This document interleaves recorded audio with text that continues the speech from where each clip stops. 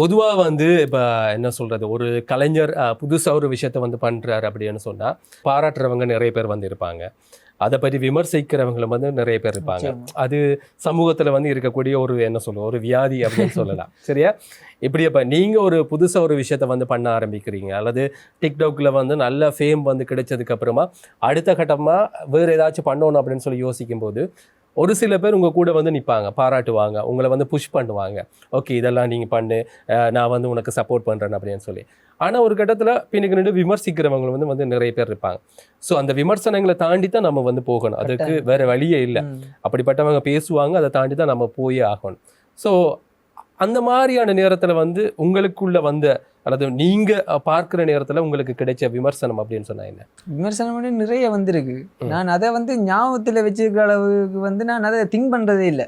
இப்போ இப்படி ஒன்று சொல்லிட்டான்னு சொல்லி அதை யோசிச்சு கொண்டு வந்து நாங்கள் ஓவர் திங்க் பண்ணி நாங்கள் எங்களோட மென்டல் ஹெல்த்தை வந்து நாங்கள் வேஸ்ட் பண்ணுறதுக்கு அடுத்ததாக என்ன செய்யலாம், ஓகே நான் என்ன இம்ப்ரூவ் பண்ணி காட்டணும், அடுத்ததாக என்ன செய்யலாம் ஏன்னு சொன்னால் விமர்சனம் எல்லாருக்குமே வரும்.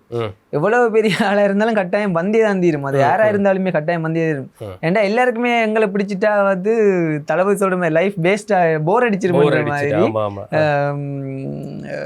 எங்களுக்கு பிடிக்காட்டி பரவாயில்லை, அவங்களையும் பிடிக்க வைக்கணும். இல்லை அந்த படியன் உண்மையாகவே நல்லா பண்ணியிருக்கிறான் செய்கிறான் என்று சொல்ல வைக்கணும்ன்றதான் என்ற உண்மையாக இருப்போம். அப்போ விமர்சனங்களை வந்து நாங்கள் இந்த ஃபீல்டுக்குள்ள இருக்கிறபடியா ஏற்றுக்கொள்ள பழகித்தான் ஆகணும், வேற எந்த ஒரு வழியுமே இல்லை.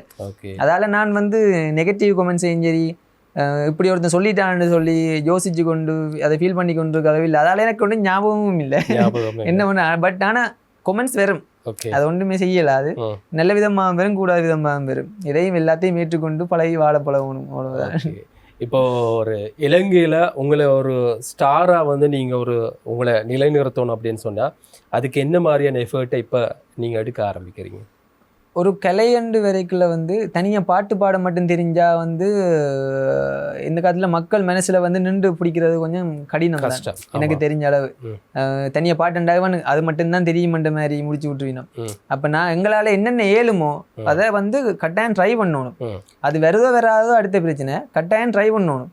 இப்போ எனக்கு பாட்டு பாட மட்டும் தெரியாது, என்னால் ரெப் பண்ண இயலும், நான் வந்து என்னால் நடிக்க இயலும், என்னால் வந்து டான்ஸ் ஆட இயலும்.